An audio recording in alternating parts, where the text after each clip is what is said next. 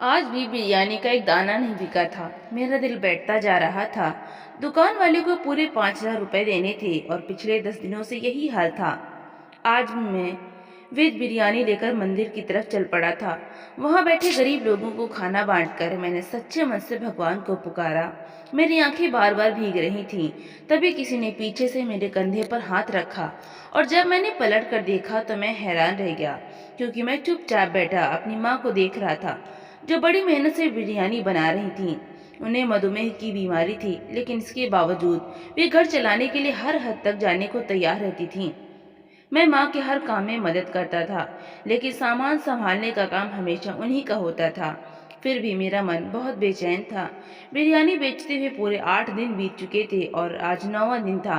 आज मैंने ठान लिया था कि चाहे जो हो, मैं बाजार में खड़ा रहूंगा। दुकान वाले को भी लगभग 5,000 रुपए देने थे। 8 दिन से मैं अपनी बनी हुई वेज बिरयानी मंदिर के पास जाकर बांट देता था, क्योंकि जब शाम हो जाती थी तो मजबूरी में मुझे वो खाना गरीबों में बांटना पड़ता था। अगर मैं ऐसा ना करता तो अगले दिन वो सारा खाना खराब हो जाता और मुझे और ज्यादा नुकसान झेलना पड़ जाता। माँ मुझे देखते हुए बोली, आज मैंने ज्यादा खर्चा लगाया बेटा, लेकिन तुम मेहनत करना। आज तुम्हारी बिरयानी जरूर बिकेगी। बस हिम्मत रखना, हौसला मत हारना। तुम्हारे पिताजी हमेशा कहते थे कि इंसान जब सच्चे दिल से मेहनत करता है तो भगवान उसका हाथ जरूर थाम लेते हैं। मेरी दुआ है कि आज तुम कामयाब हो जाओ। मैंने माँ की ओर देखते हुए कहा, माँ, आप पिछले कई दिनों से यही कह रही हैं, लेकिन हर दिन मुझे निराशा ही मिलती है। चलिए कोई और काम कर लेते हैं। यह धंधा तो हमें सिर्फ नुकसान दे रहा है। 8 दिन हो गए पर एक पाव बिरयानी तक कोई खरीदने नहीं आया। इतना बड़ा पतीला बनाकर ले जाते हैं पर कोई लेने वाला नहीं। कुछ तो गड़बड़ है। माँ ने धीरे से कहा, यही बात तो मैं भी सोच रही हूँ बेटा। लोग चखेंगे तभी तो समझ पाएंगे कि स्वाद कैसा है। पर तुम हिम्मत मत हारो। आज आखिरी बार कोशिश करके देखो। अगर आज भी कुछ ना हुआ तो फिर कुछ और सोचेंगे। मैंने चिंतित होकर कहा, आप ठीक कह रही हैं माँ, पर अगर आज भी कुछ नहीं बिका तो बहुत बड़ी मुसीबत हो जाएगी। दुकानदार को पैसे देने हैं। माँ बिरयानी में चमचा चलाते हुए बोली, तुम इतनी जल्दी हार मान लेते हो बेटा। भगवान की हर बात में कोई ना कोई भलाई होती है, भले ही हमें अभी समझ ना आए। मैं चुप हो गया। सच कहूँ तो माँ बिल्कुल सही कह रही थी। भगवान के हर काम में कोई न कोई कारण होता है, लेकिन कुछ हालात ऐसे होते हैं जहाँ इंसान सिर्फ परेशान ही हो जाता है। कुछ देर बाद माँ ने बिरयानी का आखिरी दम लगाया और बोली, चलो बेटा अब ठेला ले आओ। मैंने कहा, मैं बाकी का सामान तैयार कर लेती हूँ। उनकी बात सुनकर मैं बाहर की तरफ निकल गया। होठों पर बस एक ही प्रार्थना थी, हे प्रभु मेरी मुश्किलें आसान कर दे। लगातार 10 दिन बीत चुके थे, मगर अगर आज भी मुझे कुछ फायदा नहीं हुआ तो बहुत बड़ा नुकसान हो जाएगा। मैं दुकान वाले के पैसे कैसे चुकाऊंगा? यही सोच सोचकर मेरा सिर सुन्न हो रहा था। ठेले वाले की दुकान पर जाकर मैंने किराया दिया और एक ठेला लेकर घर लौट आया। इस बीच माँ ने प्याज की चटनी और बाकी का सामान भी तैयार कर लिया था। उनके साथ मिलकर मैंने बड़ा सा भगोना ठेले पर रखा और सब कुछ सजाकर गली में खड़ा हो गया। उम्मीद भरी नजरों से आने जाने वालों को देखता रहा। शायद कोई मुझसे एक पाव बिरयानी खरीद ले, लेकिन हर कोई बस मुझे देखता और आगे बढ़ जाता। उनकी आंखों में कुछ अजीब सा सवाल था, जैसे वे कुछ कहना चाहते हों, पर मैं समझ नहीं पा रहा था। कुछ देर दरवाजे पर खड़ा रहने के बाद मैं ठेला घसीटता हुआ बाजार की तरफ चल पड़ा। वहां पहले से कई ठेले लगे हुए थे। कपड़ों की दुकानें, स्कूल और बहुत सी भीड़ भाड़ थी। मुझे पूरा यकीन था कि आज मेरी बिरयानी बिक जाएगी और मैं पैसे लेकर घर जाऊंगा। मुझे क्या पता था कि मेरी जिंदगी में तकलीफें भी खत्म नहीं हुई हैं। मैं ठेला लेकर एक कोने में खड़ा ही हुआ था कि अचानक 4 आदमी मेरे पास आ गए और बोले, किसकी इजाजत से यहाँ ठेला लगाया है? क्या तुमने समिति के मेंबर से यह जगह ली है? मैं हैरान रह गया। उनकी बातें मेरी समझ से बाहर थीं। उनमें से एक ने सख्ती से कहा, जल्दी बताओ, वरना भी कैलाश भाई को फोन करके पूछ लेते हैं। तुम्हारा नाम क्या है? मैं घबरा कर बोला, भाई साहब, मैं तो आज पहली बार आया हूँ। कौन कैलाश भाई और कौन सी जगह खरीदनी है? मैं कुछ नहीं जानता। मेरी बात सुनकर उनमें से एक बोला, यह जगह समिति के लोगों के लिए तय होती है। जो पैसे देते हैं वही यहाँ ठेला लगाते हैं। कोई भी ऐसे ही आकर खड़ा नहीं हो सकता। उनकी बात सुनकर मैं परेशान हो गया। मैंने विनम्रता से कहा, भाई मैं जगह तो नहीं खरीद सकता, लेकिन आज का किराया दे सकता हूँ। 8 दिन से एक पाव बिरयानी भी नहीं बिकी है। एक दोस्त ने बताया था कि यहाँ चीजें जल्दी बिकती हैं। भगवान के लिए आज मुझे यहीं खड़ा रहने दो। लेकिन वे लोग सिर हिलाते हुए बोले, जब तुम किराया भी मुश्किल से दे सकते हो तो यहाँ क्यों खड़े हो? अपनी ठेली हटाओ, यहाँ कोई और खड़ा होगा। मैं हाथ जोड़कर बोला, ऐसा मत कहिए, मैंने सारा सामान जमा लिया है, अब मैं कहाँ जाऊंगा? तभी एक आदमी ने मेरा कॉलर पकड़कर कहा, समझ नहीं आता क्या? यह तुम्हारे बाप की जगह नहीं है कि जब चाहो कब्जा कर लो और दया की भीख मांगो। अपना ठेला उठाओ और यहाँ से निकलो। अगर हम सब पर रहम करते रहे तो खुद क्या खाएंगे? उनकी बात सुनकर मेरी आंखों में आंसू आ गए, लेकिन हिम्मत जुटाकर बोला, ठीक है, किराया बताइए। अगर दे सका तो यहीं रह जाऊंगा। मुझे भरोसा है कि आज यहीं सारी बिरयानी बिक जाएगी। तभी एक बोला, एक दिन का किराया 5,000 रुपये है, दे सकते हो? मैं हैरान होकर उनकी तरफ देखता रह गया और बोला, नहीं भाई, आप झूठ बोल रहे हैं। इतनी सी जगह का 5,000 रुपये किराया नहीं हो सकता। आप लोग मुझे भगाना चाहते हैं। एक इंसान होकर दूसरे के साथ ऐसा क्यों कर रहे हैं? इंसानियत नाम की भी कोई चीज होती है। मैं अपनी बात पूरी कर भी नहीं पाया था कि उनमें से सबसे ताकतवर आदमी ने आकर मुझे जोर से धक्का दे दिया और बोला, यहाँ से अपना सामान हटाओ, वरना तुम्हारी बिरयानी अभी नीचे फेंक देंगे। वे लोग हद पार कर चुके थे। अब आसपास भीड़ जमा हो गई थी। मैं चुपचाप ठेले के नीचे रखे पत्थर हटाने लगा। मैं बहुत सीधा साधा आदमी था। पिता के गुजर जाने के बाद से मैंने किसी से झगड़ना छोड़ दिया था। बात करने से पहले भी डर लगता था। जब पिताजी जिंदा थे तब किसी चीज की कमी नहीं होती थी। उनकी सरकारी नौकरी से हमारा गुजारा बहुत आसानी से चल जाता था। जब से पिताजी इस दुनिया से चले गए थे, हमारी परेशानियां बढ़ गई थी। मैंने अपनी आंखों में आई नमी को पोंछा और सामने खड़े लोगों को देखकर कहा, एक दिन ऐसा जरूर आएगा जब मैं यहीं खड़े होकर तुम सबको जेल के पीछे भिजवाऊंगा। यह सरकार की जमीन है जहाँ कोई भी अपना ठेला लगा सकता है, लेकिन तुम जैसे लोग यह बात कभी नहीं समझोगे। यह कहकर मैंने अपना ठेला आगे बढ़ा दिया। बिना वजह वहां खड़े होकर और बेइज्जती नहीं झेलना चाहता था। मुझे अब समझ नहीं आ रहा था कि कहाँ जाऊं। कोई ऐसी जगह नहीं थी जहां मेरी बिरयानी बिक सके। मैंने बाजार की ओर जाने का मन बनाया। सोचा, लोग जब खरीदारी करते हैं तो कुछ खाने पीने का भी मन करता ही है, लेकिन फिर भी डर था कि कहीं वहां से भी भगा न दिया जाऊं। भगवान का शक था कि जब मैंने अपना ठेला लगाया तो किसी ने मुझे नहीं रोका। मैंने मन ही मन भगवान का नाम जपता जा रहा था और उनसे प्रार्थना कर रहा था, हे प्रभु, मुझ पर भी अपनी कृपा दृष्टि डालो। तूने कहा है कि तू हर गरीब की मदद करता है, किसी को भूखा नहीं सुलाता। प्रभु, मेरी मदद करो, मैं अपनी बीमार माँ का दुख नहीं देख सकता। मैं तेरे सामने हाथ जोड़ता हूँ, तुझसे ही याचना करता हूँ। पर समय बीतता जा रहा था और कोई भी मेरे ठेले के पास नहीं आ रहा था। दूसरे दुकानदारों को देखकर मैंने भी आवाज लगाना शुरू कर दिया। करते हुए शर्म आ रही थी, क्योंकि मैं तो बीकॉम का छात्र था, पर क्या करता। मजबूरी इंसान से कुछ भी करवाती है। काफी देर तक कोशिश की पर कोई नहीं आया। फिर मैंने ठेला उठाया और आगे बढ़ गया। सोचा, शायद शुरुआत में लोगों को पसंद नहीं आ रहा हो, आगे कहीं रखूंगा तो शायद बिक जाए। लेकिन ना जाने क्यों मेरी जिंदगी जैसे बदकिस्मती में घिर गई थी। कोई एक बिरयानी तक नहीं खरीद रहा था। दोपहर के 2:30 बज चुके थे, जबकि मैं 10:30 बजे घर से निकला था, पर एक प्लेट भी नहीं बिकी थी। अब तो आंसू रुक नहीं रहे थे। मैंने आसमान की ओर देखा और फूट कर कहा, हे प्रभु, मेरे साथ ऐसा क्यों हो रहा है? कोई तो मेरी बिरयानी ले ले, बस एक प्लेट। जब तक लोग मेरे स्वाद को नहीं चखेंगे, उन्हें कैसे पता चलेगा कि मैं भी अच्छा बनाता हूँ। समय तेजी से बीत रहा था। शाम के 6:15 बज चुके थे। मैंने अब तक एक दाना भी मुंह में नहीं डाला था। भूख और दुख दोनों मुझे अंदर से तोड़ रहे थे। फिर भी मैंने अपने आप को संभाल कर आवाजें लगाता रहा, पर कोई नहीं आया। थक कर जमीन पर बैठ गया और रोते हुए भगवान से कहा, हे प्रभु, इतनी परीक्षा मत लो। मैं अनाथ हूँ, तू अनाथों का सहारा होता है, फिर मेरे साथ ऐसा क्यों? मेरे बगल वाले ठेले अच्छे चल रहे थे। कोई गोलगप्पे बेच रहा था, कोई शरबत, और लोग वहीं भीड़ लगाए थे। पर मेरी तरफ कोई नहीं देख रहा था।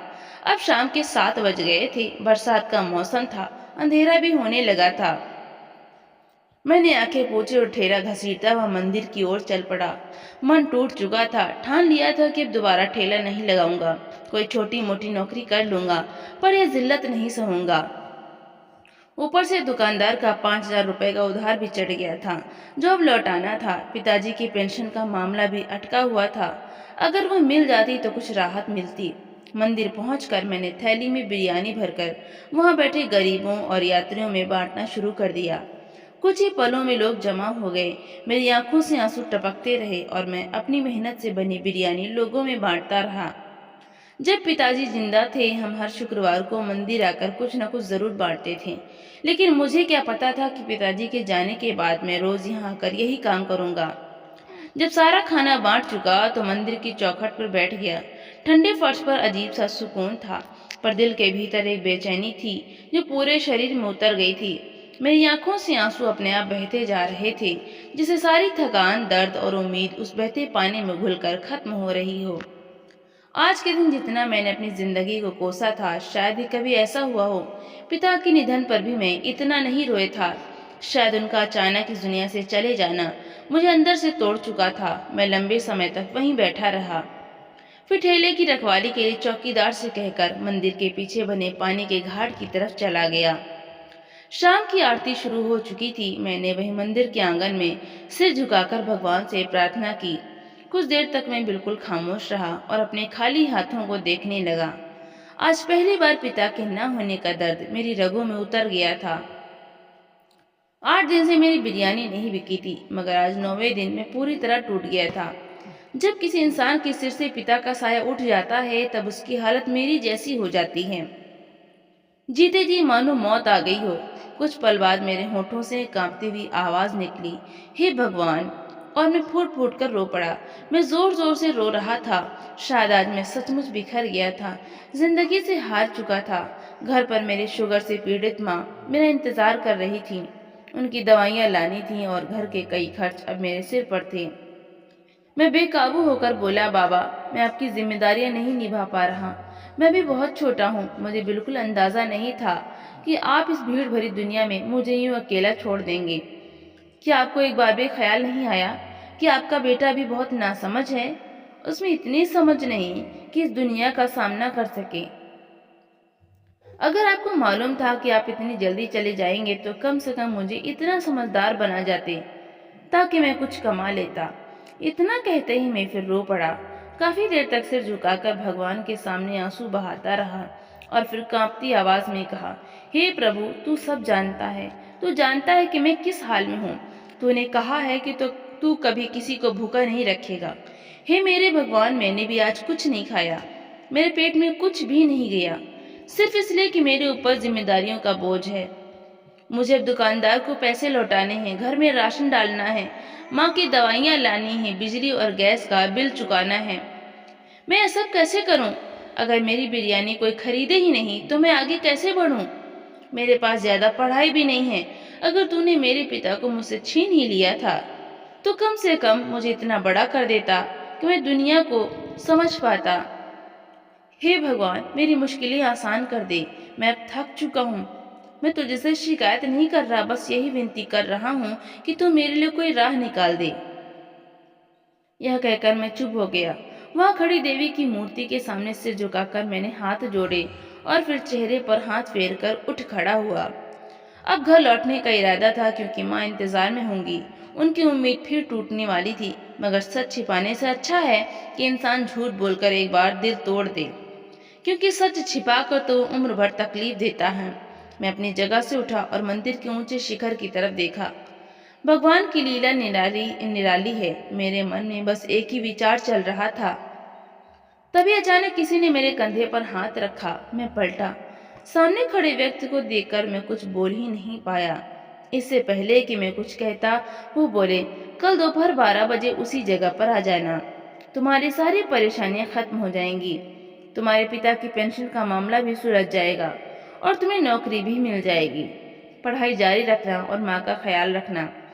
इतना कहकर उन्होंने अपनी जेब से एक लिफाफा निकाला और मेरी तरफ बढ़ाते हुए बोले, दुकानदार को उसका उधार लौटा देना और जाते हुए माँ की दवाइयाँ ले जाना। लेकिन ध्यान रहे घर जाकर मेरा नाम मत लेना, समझ गए? मैं कुछ कहता इससे पहले ही वो बोले, अब मैं चलता हूँ, कल जब तुम आओगे तब हम मिलकर सब बात तय कर लेंगे। तुम्हारी तनख्वाह इतनी जरूर कर दूंगा कि तुम्हारी सारी परेशानियां मिट जाएं। यह कहकर उन्होंने मेरे कंधे पर हाथ रखा, हल्के से थपथपाया और भीड़ में कहीं गुम हो गए। मैं वहीं खड़ा रह गया। ऐसा लगा जैसे मेरे शरीर में अब खून ही न बचा हो। मैं सोचता रह गया, आखिर उस आदमी के सामने मैं कुछ बोल क्यों नहीं पाया। मैं समझ ही नहीं पा रहा था कि मैं एकदम पत्थर जैसा क्यों बन गया था। हाथ में जो लिफाफा था उसे खोला तो उसमें 1000 के कई नोट थे। यकीनन उनकी गिनती काफी थी। यह एक सार्वजनिक जगह थी, इसलिए वहां पैसे गिनना ठीक नहीं था। मैंने फौरन वे नोट अपनी जेब में रखे और बाहर निकल आया। चौकीदार मेरे ठेले के पास ही खड़ा था। उसका शुक्रिया अदा करके मैं ठेला लेकर घर की तरफ चल पड़ा। दिमाग में अजीब सी हलचल मची हुई थी। अगर मैंने माँ को उस आदमी के बारे में बता दिया तो सब कुछ बर्बाद हो जाएगा। लेकिन उनसे कैसे छुपा सकता था? आखिर यह पूरी कहानी उन्हीं से जुड़ी थी। फिर भी मैंने तय किया कि अभी के लिए अपनी जुबान बंद रखनी होगी। लंबा रास्ता तय करके जब मैं घर पहुंचा तो पहले ठेला दुकानदार को लौटा दिया, उधार वाली को पैसे दे दिए और माँ की दवाइयाँ भी खरीद ली। फिर भी लिफाफे में काफी पैसे बचे थे। घर पहुंचा तो माँ बरामदे में मेरा इंतजार कर रही थी। मुझे देखकर उनके चेहरे पर सच्ची खुशी झलक उठी। वे लड़खड़ाते कदमों से मेरे पास आईं और मेरा माथा चूमते हुए बोली, बेटा, आज तेरी बिरयानी बिक गई होगी ना? मुझे पता था भगवान दयालु है। तूने बहुत मेहनत की है। फिर बोली, मैंने तय किया है अब रोज 2 पतीले बना दूंगी। तू दोनों बेच लेना, आमदनी और बढ़ जाएगी। मैं बस मुस्कुराया और बोला, पहले अब दवा खा लीजिए माँ, फिर मुझे खाना दे दीजिए। माँ बोली, क्या इतनी बिरयानी भी नहीं बची कि तू खुद खा सके? मैंने सिर हिलाकर ना में जवाब दिया। वो बोली, मैंने आज कुछ नहीं बनाया बेटा, आटा खत्म हो गया था और सब्जी के पैसे नहीं बचे थे। बस 1 कप चाय पी थी, लेकिन कोई बात नहीं, मुझे ज्यादा भूख नहीं लगी। उनका मासूम चेहरा देखकर मेरी आंखें भर आईं। मैंने खुद को संभाला और बोला, आप बैठिए माँ, मैं बाहर से कुछ लेकर आता हूँ। अभी आप खाली पेट दवा मत लीजिए, नुकसान हो जाएगा। फिर मैं तुरंत बाहर गया। मैंने खिचड़ी और 4 रोटियां ली, साथ में माँ के लिए दूध भी लिया। वो दिन ब दिन कमजोर होती जा रही थी। पिताजी की मौत के बाद तो जैसे टूट ही गई थी और मैं हर वक्त उनकी फिक्र में रहता था। जब घर लौटा तो माँ प्लेट लेकर बैठी हुई थी। मैंने खाना उनके सामने रखा और खुद उनके पास बैठ गया। उन्होंने पूछा, तो बेटा आज आमदनी कैसी रही? किस भाव में बेचा? मैंने मुस्कुराते हुए झूठ कहा, अच्छे दाम मिले माँ। आप ठीक कहती थीं, आज खाना बहुत स्वादिष्ट बना था। जिसने भी खाया तारीफ करता रहा। यह पहली बार था जब मेरे मुंह से माँ के सामने झूठ निकला। फिर वे बोली, जो भी पैसे बने हैं मुझे दे दो, मैं कुछ पैसे उधार चुकाने में लगाऊंगी और कुछ अगली बार के सामान के लिए रख लूंगी। मैंने कहा, माँ, यह काम अब ठीक नहीं लग रहा। एक दिन बिक गया तो इसका मतलब यह नहीं कि रोज बिकेगा। ऊपर से बाजार में खड़ा होने की इजाजत भी नहीं मिली। मैंने आगे कहा, आज ठेले पर एक आदमी आया था। उसने मुझे नौकरी का ऑफर दिया है, बहुत अच्छी नौकरी है, पैसे भी ठीक हैं और बड़ा आदमी लगता है। उसने कहा है कि वो पिताजी की पेंशन का इंतजाम भी करवा देगा। यह सुनकर माँ घबरा गई और बोली, नहीं बेटा, तुम कहीं नहीं जाओगे। ऐसे लोग भोले भाले लड़कों को फंसाकर उनका नुकसान करते हैं। मुझे तेरे सिवा कोई सहारा नहीं है, भगवान के लिए मुझे मत छोड़ना। मैं कुछ पल चुप रहा, फिर बोला, माँ, वो भरोसेमंद आदमी है, वहाँ के बहुत लोग उसे जानते हैं। अगर नौकरी मुझे ठीक नहीं लगी तो मैं मना कर दूंगा, लेकिन एक बार जाकर देख लेने में कोई हर्ज नहीं है। माँ बोली, अगर तू जाएगा तो भी मैं भी तेरे साथ चलूंगी। तू अभी सिर्फ 23 साल का है, मुझे अब और कोई सदमा नहीं चाहिए। तेरे पिता को तो मैं खो ही चुकी हूँ, तुझे खो देने की हिम्मत मुझ में नहीं है। उनकी बात सुनकर मैं कुछ देर खामोश बैठा रहा। आंखों में बेचैनी थी, लेकिन दिल में अजीब सा सुकून भी था कि वो मुझसे इतना प्यार करती है। उन्हें साथ ले जाने में मुझे कोई दिक्कत नहीं थी, लेकिन अगर वे उस आदमी को देख लेती तो यकीनन या तो वही मेरा गला दबा देती या फिर उस आदमी का सिर फोड़ देती। मैं कुछ पल खामोश रहा। फिर उनकी तरफ देखकर बोला, नहीं माँ, आप नहीं जा सकती। आपकी तबीयत अब पहले जैसी नहीं रही, और फिर आप जानती हैं दफ्तर वगैरह के मामले मर्दों के लिए ही बेहतर होते हैं। पिताजी हमेशा आपको घर की चारदीवारी में सुरक्षित रखते थे। वे हमेशा कहते थे कि औरत को घर की इज्जत बनाकर रखना चाहिए।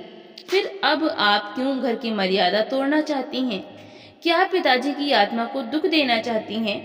मेरी बात सुनकर माँ बोली, अगर तुम किसी गलत रास्ते पर चले गए तो मुझे उससे ज्यादा दुख होगा। अगर ऐसा है तो तुम वो नौकरी मत करो, लेकिन मुझे अपने साथ ले चलो। मैं तुम्हारे बिना नहीं रह सकती। अब मेरे पास तुम्हारे अलावा कोई और सहारा नहीं है। माँ की बातें सुनकर मैं परेशान हो गया। बहुत मुश्किल से मैंने खाना गले से नीचे उतारा और अंदर जाकर चुपचाप लेट गया। कमरे में जाकर मैंने पैसे गिने। मेरे अंदाजे के मुताबिक वो पूरे 10,000 रुपए थे, जिनमें से करीब 3,000 रुपए खर्च हो चुके थे। मेरा मन हुआ कि माँ को बता दूं कि उधार के पैसे चुका दिए हैं और अब हमारे पास कुछ बचत भी है, लेकिन हिम्मत नहीं हुई। थोड़ी देर बाद कमरे का दरवाजा खटका। मैं फौरन उठ बैठा। माँ अंदर आई और मेरे पास बैठकर बोली, देख बेटा आदित्य, मैं जानती हूँ तू मेरी वजह से परेशान है। मैं अब छोटी छोटी बातों पर घबरा जाती हूँ, लेकिन जब से तेरे पिताजी गए हैं मुझ में अब वो ताकत नहीं रही। जब तू काम पर जाता है मैं सारा दिन भगवान से तेरी सुरक्षा की प्रार्थना करती रहती हूँ। तू नहीं जानता तेरे जाने के बाद मेरा दिल कितना छोटा हो जाता है। माँ की बातें सुनकर मैं बोला, माँ अगर आप ऐसे ही डरती रहेंगी तो मैं कैसे आगे बढ़ूंगा। मैं आपको दुख नहीं देना चाहता, लेकिन यह बिरयानी का ठेला हमारे बस की बात नहीं है। मैं पढ़ा लिखा हूँ और आगे पढ़ना चाहता हूँ। अगर पिताजी जिंदा होते तो मैं अब तक कॉलेज में दाखिला ले चुका होता। अब जब मुझे एक मौका मिल रहा है तो मैं इसे जाने नहीं दूंगा। भगवान हमें मौका देता है, लेकिन हम अपनी ही गलतियों से उसे खो देते हैं। आप चिंता मत करें, मैं उस आदमी का नंबर लिख कर दे जाऊंगा। अगर जरा भी देर हो तो आप उसे फोन कर लेना। माँ ने मेरी आंखों में देखकर कहा, आदित्य मेरा मन नहीं मान रहा, लेकिन अगर तू कह रहा है तो मैं मान जाती हूँ। घर चलाने के लिए किसी एक को तो बलिदान देना ही पड़ता है। उन्होंने मेरा कंधा थपथपाया और कमरे से चली गईं। मैं कुछ देर वहीं चुप बैठा रहा। मुझे पता था जब माँ को असली बात मालूम होगी तो उनका दिल टूट जाएगा, लेकिन मुझे भरोसा था कि जब उन्हें पता चलेगा कि वो आदमी मेरा भला चाहता है तो वे मुझे माफ कर देंगी। कोई माँ अपने बेटे को नाकाम नहीं देख सकती, और जिस तरह के हालात थे माँ चाहती थी कि मैं जल्द कामयाब हो जाऊं और हमारी जिंदगी फिर से सुकून से चल पड़े। वो रात बहुत भारी थी। बार बार पिताजी की बातें याद आती रहीं, माँ की सिसकियां और वो सारे पल जो अब सिर्फ यादों में रह गए थे। लेकिन जब इंसान मजबूर होता है तो वही काम कर बैठता है जिसकी कभी उसने इजाजत नहीं दी होती। अगली सुबह सूरज की रोशनी पूरे कमरे में फैल चुकी थी। सुबह की आरती की आवाज से मेरी आंख खुली। पूजा करके मैं थोड़ी देर फिर लेट गया ताकि जब उस आदमी से मिलने जाऊं तो तरोताजा रहूं। माँ ने मुझे 8:30 बजे जगाया। मैं जल्दी जल्दी तैयार हुआ। आज मैंने शर्ट पैंट पहनने का फैसला किया क्योंकि जिससे मिलने जा रहा था वो बहुत बड़ा आदमी था। बाहर आया तो माँ आंगन में चारपाई पर बैठी मेरे लिए नाश्ता लिए इंतजार कर रही थी। मैं पास जाकर उनके पैर छूकर बोला, माँ अभी मैं चलता हूँ, रास्ते में कुछ खा लूंगा। वो बोली, बेटा ऐसे पैसे मत उड़ाया कर, हमें अभी किराया भी देना है और तूने जो पैसे कमाए थे वो भी नहीं दिए। मैंने कमरे से 5,000 रुपए निकालकर उनके हाथ में रखे। 1,000 के नोट देखकर माँ बोली, लोग तो तुझसे बिरयानी खरीदने 100-100 के नोट में पैसे देते थे, या 1,000 के नोट कहाँ से आए? मैं बोला, मैंने खुले पैसे देकर बड़े नोट ले लिए ताकि जल्दी खर्च न हो। वो बोली, अब तू बाहर जा रहा है, जेब में कम से कम 2,000 रुपए रख ले, रास्ते में कुछ भी हो सकता है, समझदारी से चलना। मैं बोला, नहीं माँ, मेरे पास कुछ पैसे हैं, संभाल लूंगा। आपने दवाई ली? वो बोली, पहले तू मेरे साथ बैठकर कुछ खा ले, तभी तो दवाई लूंगी। घड़ी में 9:45 बज रहे थे, लेकिन मैं माँ की बात टाल न सका। मुझे पता था अगर मैं भूखा निकल गया तो वे चैन से निवाला भी नहीं खा पाएंगी जब तक मैं लौट ना आऊं। इसलिए मैं उनके पास बैठ गया और नाश्ता करने लगा। नाश्ता करके मैंने फिर से उनके पैर छुए, माथे से लगाकर कहा, माँ मैं चलता हूँ, भगवान तेरा भला करे, उन्होंने कहा। मैं घर से निकल पड़ा। पता मैंने मोबाइल में से निकाल लिया था। पिताजी के वक्त जो एक पुराना स्मार्टफोन आया था, वही आज मेरी राह दिखा रहा था। हमारे घर से उनकी कंपनी तकरीबन 45 मिनट दूर थी। मैंने एक प्राइवेट रिक्शा लिया और लंबा रास्ता तय करके उनकी कंपनी पहुंच गया। बड़ी सी इमारत के सामने खड़े होकर मैंने गहरी सांस ली। दिल बहुत घबरा रहा था। समझ नहीं आ रहा था कि अंदर जाकर कैसे बर्ताव करूंगा, उनसे क्या कहूंगा। कुछ साल पहले जब आखिरी बार हम मिले थे, तब हम एक दूसरे को भला बुरा कह रहे थे, और आज मैं उसी इंसान के सामने मदद की उम्मीद लेकर जा रहा था। मैंने आंखें पोंछी और खुद को संभालते हुए भीतर चला गया। मुख्य प्रवेश द्वार पर बैठी एक सुंदर लड़की ने मुझे देखकर कहा, आपका नाम आदित्य है? मैंने सिर हिलाकर हाँ कहा तो वो बोली, सर आप बाईं ओर जाइए, वहाँ सामने लिफ्ट मिलेगी। तीसरी मंजिल पर पहुंचकर आपको हमारे मैनेजर श्री दीपक जी के पास ले जाया जाएगा। मैंने सिर हिलाया और बताई दिशा में चल पड़ा। मन में अजीब अजीब ख्याल उमड़ रहे थे। मैंने न अपना नाम बताया न पहचान। फिर इन्हें पहले से मेरा नाम कैसे पता? मगर उस वक्त मैंने ज्यादा ध्यान नहीं दिया। लिफ्ट से तीसरी मंजिल पर पहुंचा तो ठीक सामने मैनेजर साहब खड़े थे। उन्होंने भी वही सवाल किया और मुझे लेकर सीधे समीर सर के कमरे की ओर बढ़े। मेरा दिल जोर जोर से धड़क रहा था। माँ की रोती हुई आंखें, पिता का गुस्से भरा चेहरा, सब एक एक करके आंखों के सामने आ रहा था। क्या मैं सही कदम उठा रहा हूँ? पर उस वक्त मेरे पास कोई और रास्ता नहीं था। मैनेजर मुझे समीर सर के कमरे के बाहर छोड़कर चले गए। मैंने गहरी सांस ली और दरवाजे पर दस्तक दी। अंदर से आइए की आवाज आई। मैं सिर झुकाए भीतर गया। सामने वही बैठे थे जिनसे कभी डर लगता था, आज वही मुझे अपने सामने देख रहे थे। मैं कुछ बोल पाता इससे पहले ही वे उठ खड़े हुए, पास आकर मुझे गले लगा लिया और कंधे पर हाथ रखकर बोले, मुझे तुम्हारे पिता के निधन का बहुत दुख है। अगर मैं देश में होता तो उनके अंतिम संस्कार में जरूर आता। तुम्हारी माँ कैसी हैं? मैंने धीमे स्वर में कहा, बहुत बीमार रहती हैं। पिताजी के जाने के बाद उनकी शुगर बढ़ गई है। घर के हालात भी बहुत खराब हैं। मेरी पढ़ाई भी छूट गई। मैं बात पूरी भी नहीं कर पाया था कि उन्होंने कहा, तुम्हें नौकरी मिल गई है तो मेरी ऑफिस में मेरे सहायक के तौर पर काम करोगे। तुम्हारा वेतन 1.5 लाख रुपए महीना होगा और तुम्हारे पिता की पेंशन की भी मैंने बात कर ली है। अगले महीने से वो भी मिलने लगेगी। अगर कोई और परेशानी है तो बताओ, मैं हल कर दूंगा। मैंने हैरानी से कहा, पर पिताजी तो आपको जिंदगी भर कोसते रहे। आखिरी बार जब आप हमारे घर आए थे तब माँ ने भी आपको बहुत बुरा भला कहा था। फिर आप मेरी मदद क्यों कर रहे हैं? अगर माँ को पता चला तो वो बहुत नाराज होंगी। क्या आप मुझे किसी और जगह नौकरी नहीं दिला सकते? वे मुस्कुराए और बोले, मैं तुम्हें कहीं भी नौकरी दिला सकता हूँ, लेकिन जितनी सहूलियतें मैं खुद दूंगा उतनी कोई और नहीं देगा। और रही तुम्हारी मदद की बात, तो तुम्हारी माँ से मेरा एक वक्त तक गहरा रिश्ता रहा है और उस रिश्ते की याद मुझे आज भी है।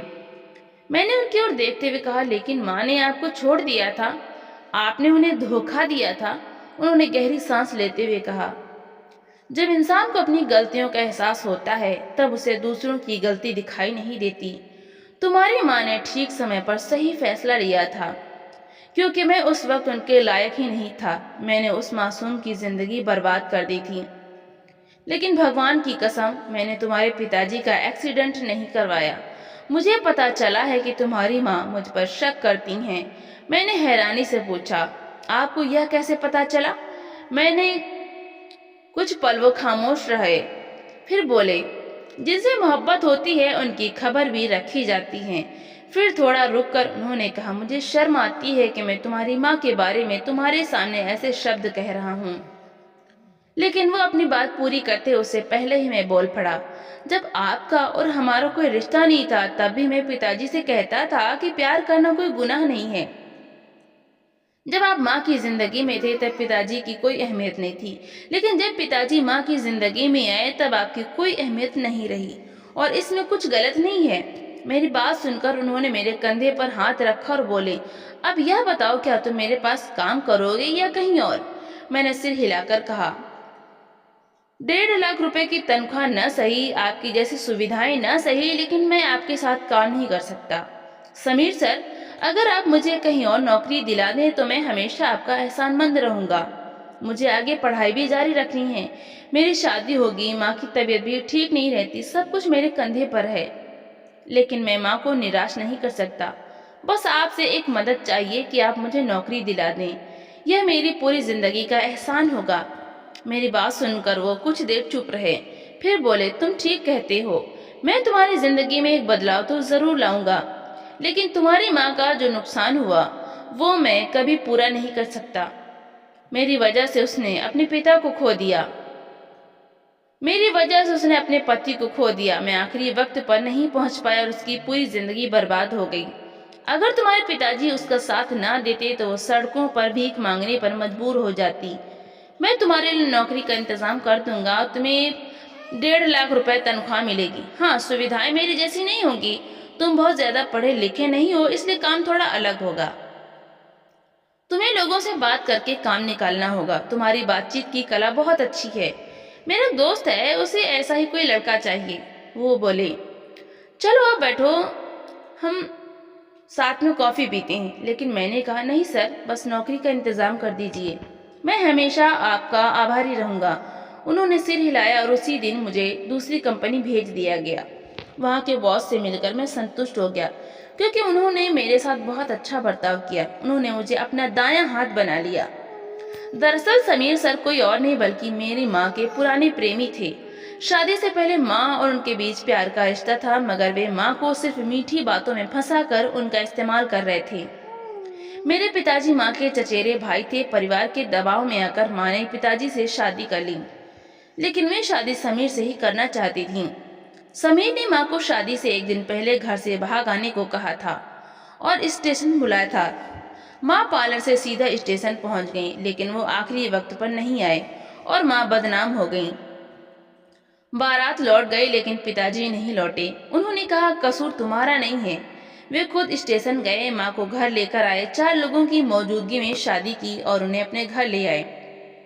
किसी ने भी उन्हें अपनाया नहीं, लेकिन पिताजी ने सब रिश्तों से बगावत कर माँ के लिए अलग घर लिया और अपनी दुनिया बसाई। ठीक 5 साल बाद समीर सर सिर झुकाकर माँ और पिताजी के पास आए। माफी मांगी कि उन्हें पछतावा जीने नहीं दे रहा, लेकिन पिताजी ने उनका कॉलर पकड़ लिया। माँ ने उन्हें खूब खरी खोटी सुनाई और उसी दिन से उनके बीच ऐसी जंग शुरू हो गई जो सिर्फ गालियों और कटुता में खत्म होती थी। जैसे जैसे मैं बड़ा होता गया, सच्चाई मेरे सामने आती गई।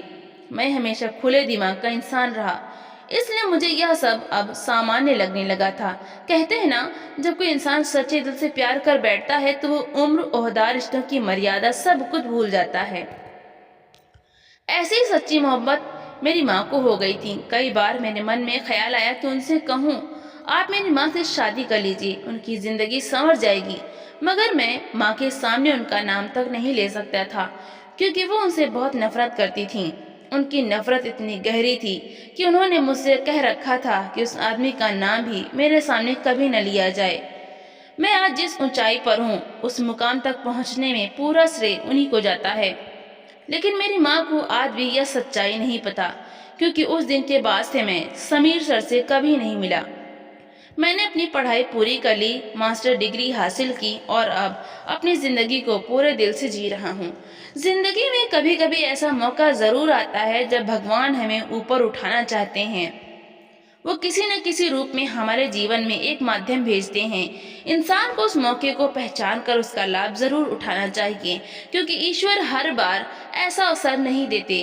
तो दोस्तों, आज की हमारी कहानी आपको कैसी लगी? कमेंट करके जरूर बताएं और वीडियो को लाइक करके चैनल को सब्सक्राइब करें। धन्यवाद।